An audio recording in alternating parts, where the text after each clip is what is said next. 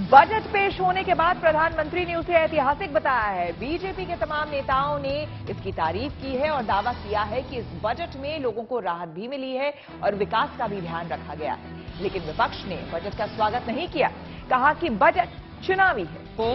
To reduce the highest surcharge rate from 37% to 25%. I commend the budget to this August House.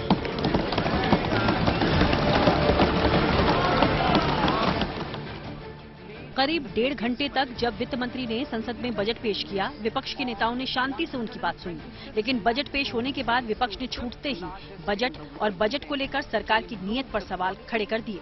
Congress ने कहा कि budget में सिर्फ शब्दों की कारीगरी है, हकीकत में इससे कुछ भी हासिल नहीं होने वाला।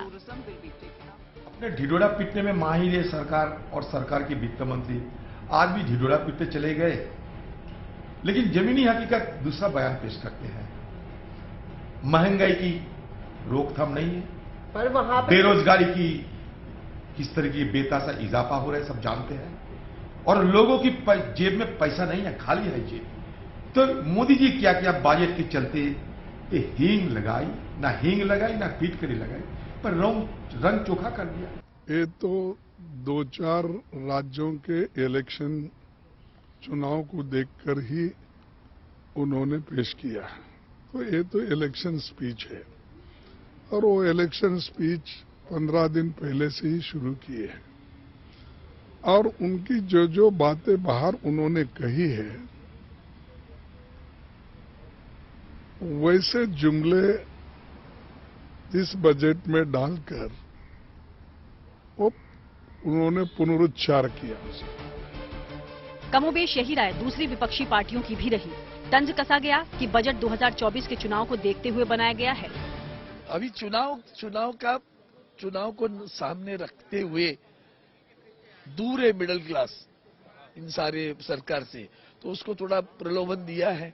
तुम्हारा भाई इनकम टैक्स का स्लैब बढ़ा। ऊपर से अगर टैक्स देखें तो ऐसा लगता है जैसे हमारे दो भूतों की भाषा में जो लोग कहते हैं, हमारे दो के लिए खास ख्याल रखा गया है। आप हाईएस्ट स्लैब जो है वो बहुत कम कर दिया गया है। ये लोग समझ रहे हैं कि क्यों किया गया है और किन लोगों के लिए किया गया है। बाकी डीजल पे कुछ नहीं बात हुई है, पेट्रोल पे कुछ नहीं बात है। अमृतकाल महोत्सव की बात की, उस पे आपने बहुत सारे अनएम्प्लॉयमेंट की बात नहीं, उनके लिए कैसे सोर्सेज होंगे। मिडिल क्लास को भी मदद है, सबको हर तरफ से कोई न कोई दिया गया है। उम्मीद है कि इलेक्शन होंगे। हालांकि सरकार ने टैक्स स्लैब में बदलाव कर मध्यम वर्ग को बड़ी राहत दी है। इसके अलावा महिलाओं, छात्रों और बेरोजगारों के लिए बड़े ऐलान हुए हैं। यहाँ तक कि गरीबों और किसानों के लिए भी बजट में जबरदस्त प्रावधान है। लेकिन विपक्ष ने पूरा बजट सुनने के ठीक बाद इसकी कमियां निकाल दी। बेरोजगारों की संख्या कितनी है? कई करोड़ में है, और आपके पास क्या मॉडल है रोजगार के लिए? तो आपने गोल गोल बातें की हैं, कोई भी ठोस ब्लूप्रिंट नहीं है। तो फिर ये आम बजट कैसे हुआ साहब? ये तो खास लोगों द्वारा खास तरह से बनाया गया बजट। रात में जैसे सोते हैं, सपना देखते हैं, और सुबह उठिए सब साफ है।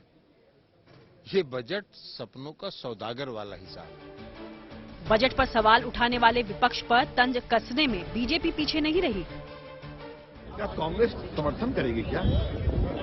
आपसे वो लोग बात करें, मैं देख रहा था जब इनकम टैक्स की घोषणा हुई, रबर पर एग्जम्पशन दिया गया तो था, और जब वो शुगर फैक्ट्री को वो भी ताली पीट रहे थे। एक तो तारीफ कर देते, इतना छोटा दिल क्यों है विपक्ष का भाई?